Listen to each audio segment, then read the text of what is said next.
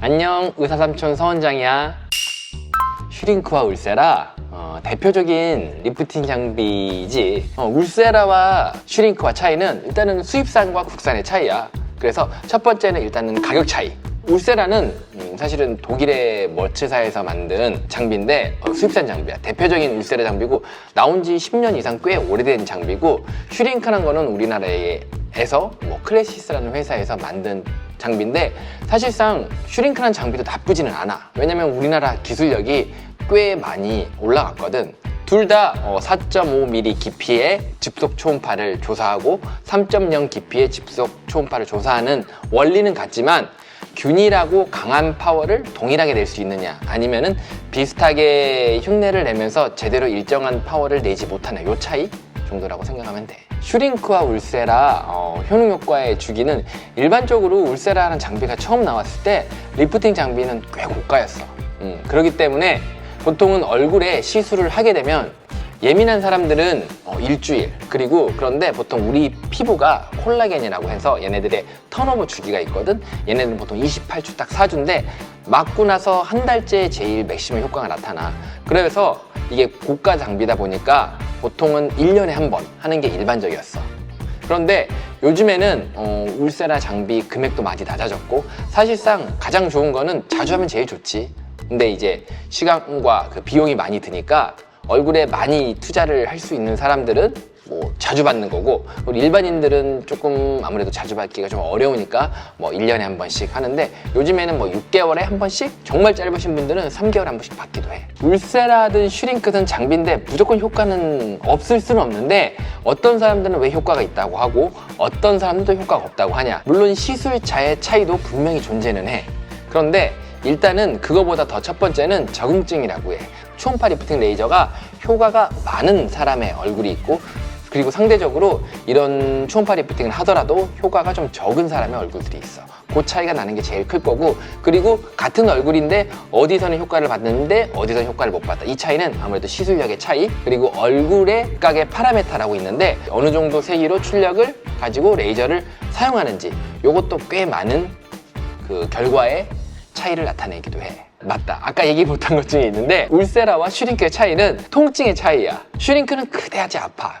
하지만 울세라는 정말 많이 아파. 물론 이것도 같은 세기로 했을 때 얘기인데, 울세라도 정말 약하게 할 수도 있고 슈링크도 매우 강하게 할 수도 있는데, 일반적으로 최대 파워나 또는 평균 파워로 시사했을 때는 분명히 울세라 통증이 훨씬 더 강해.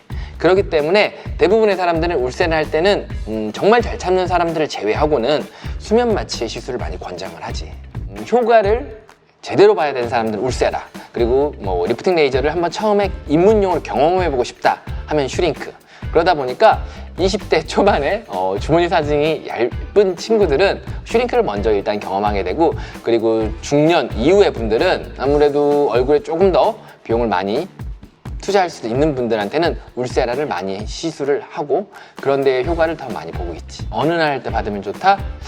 당연히 울세라 리프팅을 언제 해도 대에 대한 큰 적응증 인디케이션은 없기는 하지만, 그래도 이런 시술을 받을 때는 얼굴 피부의 컨디션이 일단 뒤집어지면 안 될 거고, 얼굴에 염증이나 급성기 감염 반응이 있으면 안 될 거고, 노멀하고 가장 좋은 컨디션의 피부 상태에서 받는 걸 추천하지.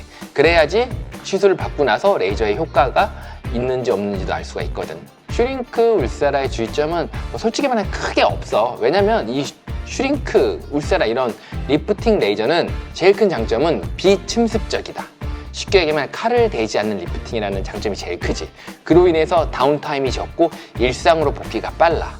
그렇기 때문에 일반인들이 쉽게 접할 수 있는 레이저 리프팅이기도 하고, 시술을 받는 데 있어서 큰 제약은 없어. 그런데 똑같은 얼굴 사람의 피부라도 같은 울세라를 하더라도, 같은 슈링크를 하더라도, 슈링크는 이런 경우가 좀 드문데 울세라 같은 경우는 시술을 받고 10명에 한두 명 정도는 얼굴이 크게 붓는 경우가 있어.